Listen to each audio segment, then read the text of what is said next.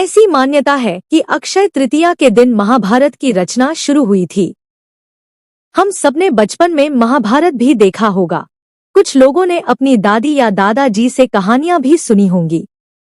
लेकिन इसी महाभारत के कुछ ऐसे भी तथ्य हैं जिसके बारे में आपको शायद ही पता हो। पहला, एकमात्र कौरव जो नहीं मरा।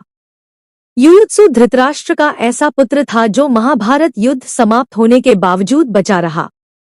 दरअसल युयुत्सु का जन्म धृतराष्ट्र की पत्नी से नहीं हुआ था, वो दासी का बेटा था। दासी से युयुत्सु का जन्म हुआ। युयुत्सु की उम्र लगभग दुर्योधन की उम्र के बराबर थी। दूसरा, वो कारण जिससे दुर्योधन ने द्रौपदी के स्वयंवर में भाग नहीं लिया था।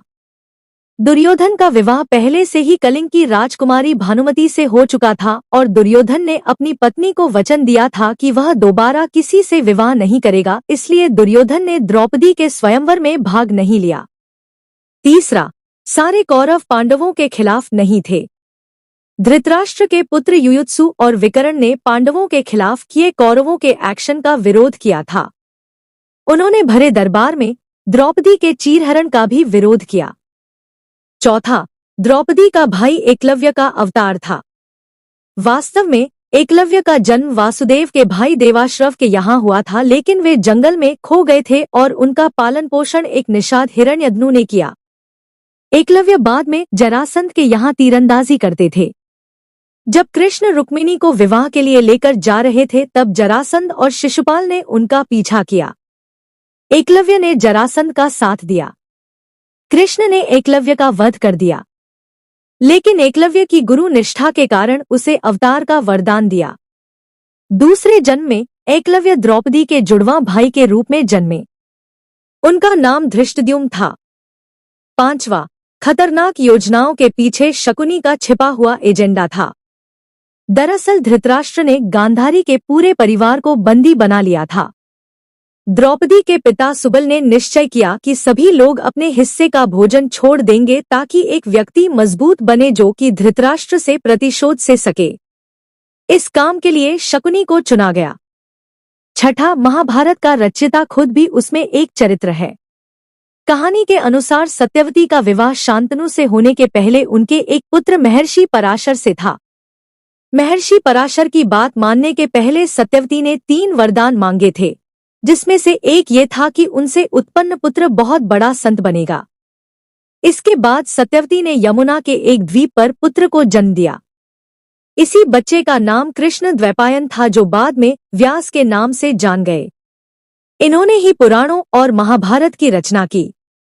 सातवां, धृतराष्ट्र और पांडु के पिता एक ही थे। दरअसल भीष्म ने प्रतिज्ञा ली थी कि वह कभी भी राज सिंहासन पर नहीं बैठेंगे। शांतनु से पैदा हुए सत्यवती के दोनों पुत्रों की मौत कम उम्र में हो गई। अब बचे थे भीष्म, 2 विधवा बहुएं और खाली राज सिंहासन। अब सत्यवती ने अपने पहले पुत्र व्यास को बुलाया, जिनके आने के बाद नियोग से दोनों बहुएं गर्भवती हुईं। अंबिका ने धृतराष्ट्र को और अंबालिका ने पांडु को जन्म दिया। आठवां, दुर्योधन का नाम सुयोधन था।